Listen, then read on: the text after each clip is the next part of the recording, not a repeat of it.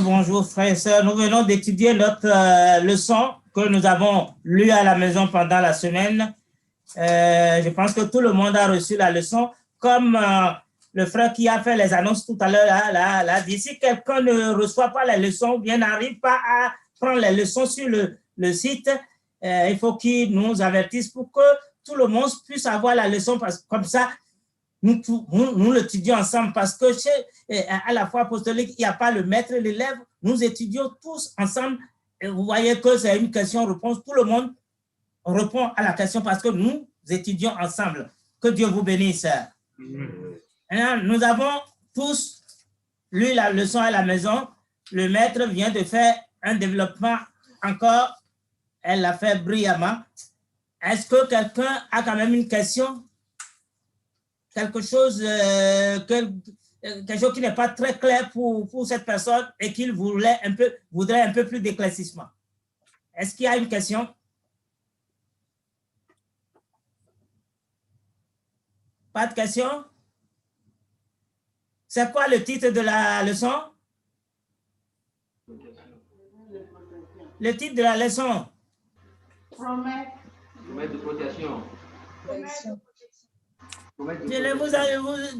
Dites-moi ça à haute voix. Promesse de protection.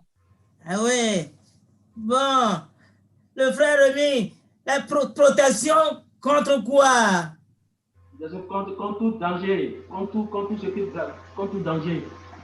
Protection contre tout danger, contre maladie, contre tout danger. Merci. Quelqu'un d'autre veut me dire autre chose? Parce qu'il faut bien qu'on comprenne le titre, oui. La protection contre le péché. Contre le péché, pour aller au ciel. Contre l'enfer. Protection contre l'enfer. La mort de l'enfer, oui. Merci beaucoup. Que Dieu vous bénisse. Amen. Oui, vous avez tous raison. On nous a donné l'exemple des enfants d'Israël.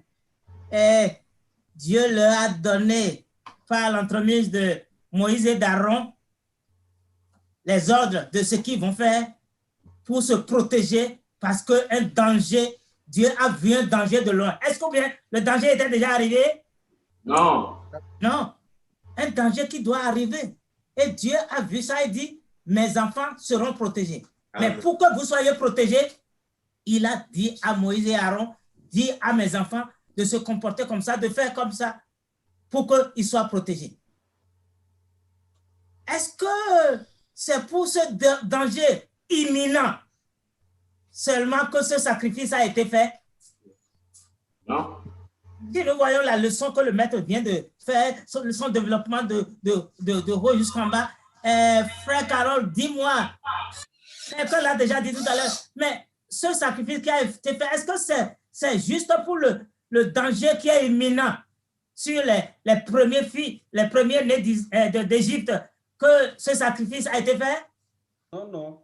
Ce sacrifice a été fait aussi à l'image du retour du Seigneur Jésus-Christ qui va revenir.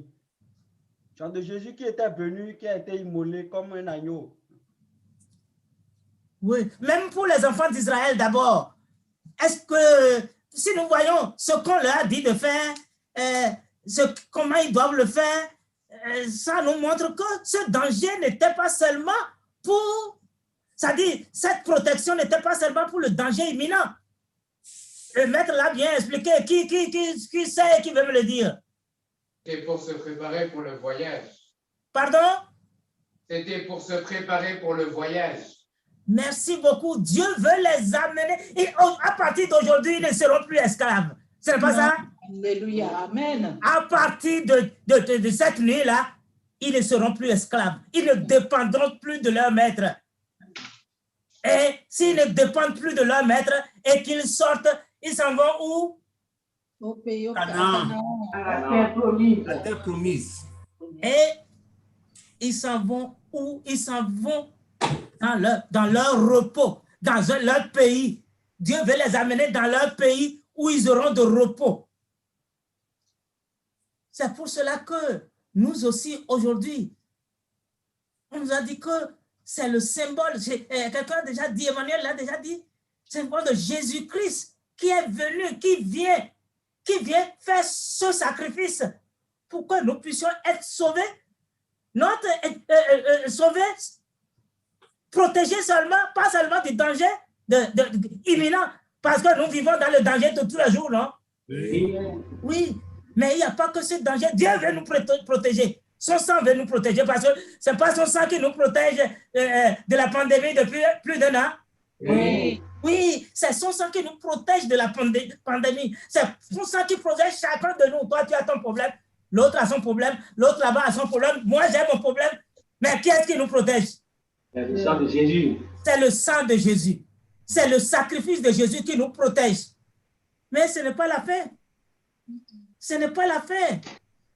Parce qu'il les a protégés, il les a sortis du pays d'Égypte. Ils étaient sortis ce jour, ils étaient contents, non? Nous sommes sauvés.